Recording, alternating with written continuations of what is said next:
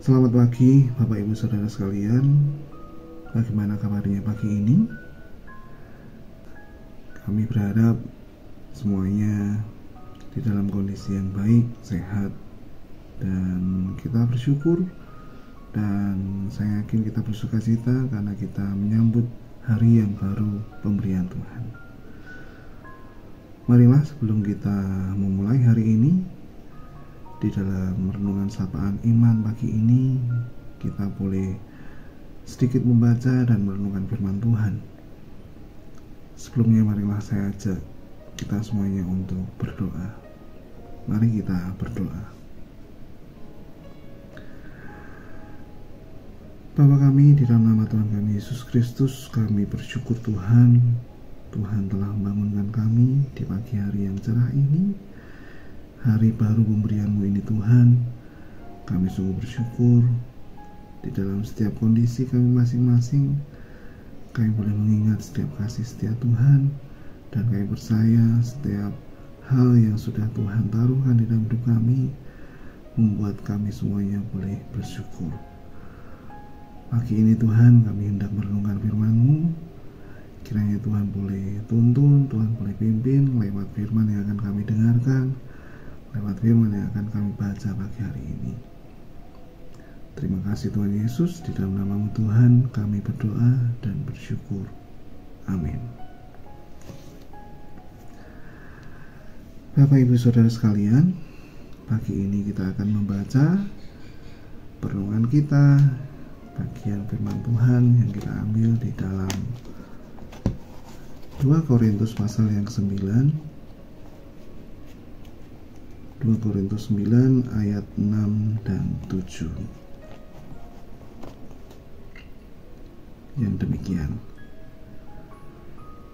Camkanlah ini, orang yang menabur sedikit akan menuai sedikit juga, dan orang yang menabur banyak akan menuai banyak juga. Hendaklah masing-masing memberikan menurut kerelaan hatinya, jangan dengan sedih hati atau karena paksaan, sebab Allah mengasihi orang yang memberi dengan sukacita. Amin.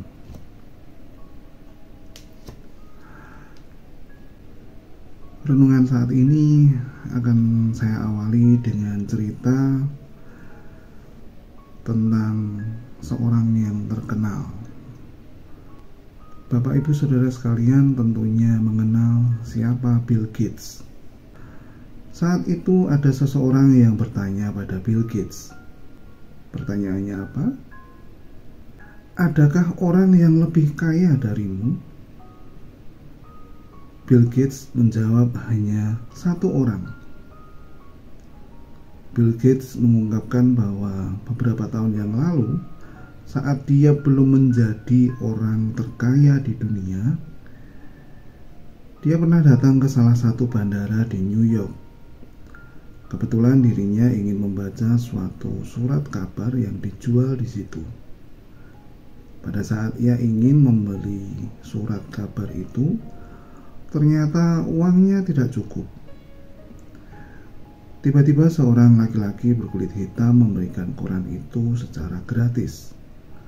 Kata pria itu, "Koran ini untuk Anda." Singkat cerita, 3 bulan telah berlalu. Bill Gates pun dia pergi kembali ke bandara New York. Secara kebetulan juga terjadi lagi. Pria yang sama memberikannya koran gratis. Bill Gates merasa berhutang. Ia berjanji kepada pria itu akan membalas kebaikannya. Tidak terasa 19 tahun telah berlalu. Bill Gates pun telah menjadi orang yang terkaya di dunia. Ia memutuskan untuk menemui pria itu. Pada saat bertemu dengan pria itu, Bill Gates bertanya, "Kau kenal aku?" Pria itu menjawab, "Ya, kau terkenal. Namamu Bill Gates." Bill Gates berkata, "Beberapa tahun yang lalu kau memberiku surat kabar gratis 2 kali. Sekarang aku ingin mengimbangimu." Pria itu menjawab, "Anda tidak dapat mengimbangiku." "Mengapa?" tanya Bill Gates. Pemuda itu berkata, "Karena aku memberimu ketika aku miskin, sedangkan Anda ingin memberi ketika Anda sudah menjadi kaya. Jadi bagaimana Anda bisa mengimbangiku?" Bill Gates pun berkata, "Sungguh Anda benar lebih kaya dari saya." Bapak Ibu Saudara yang terkasih di dalam Tuhan Yesus Kristus, untuk menjadi orang yang murah hati, kita tidak perlu menunggu memiliki harta yang berlimpah. Namun kita dapat memberi dari apa yang kita miliki dengan sukacita. Rasul Paulus dalam tulisannya kepada jemaat di Korintus berkata, "Camkanlah ini, orang yang menabur sedikit akan menuai sedikit juga, dan orang yang menabur banyak akan menuai banyak juga. Hendaklah masing-masing memberikan menurut kerelaan hatinya, jangan dengan sedih hati atau dengan paksaan, sebab Allah mengasihi orang yang memberi dengan sukacita." Sebuah pemberian tidak diukur dari besar kecilnya jumlah pemberian itu, namun Tuhan mengukurnya dari sikap hati yang mengasihi dan ketulusan. Hari ini Anda mungkin telah murah hati memberi bagi orang lain dan pekerjaan Tuhan. Namun pertanyaannya, apakah Anda melakukannya dengan kasih dan sukacita? Kiranya perenungan kita pagi hari ini boleh menjadi rema, boleh menjadi kekuatan untuk kita melakukan pemberian apapun yang bisa kita lakukan dengan kemampuan, dengan apapun yang sudah Tuhan taruh di dalam hidup kita.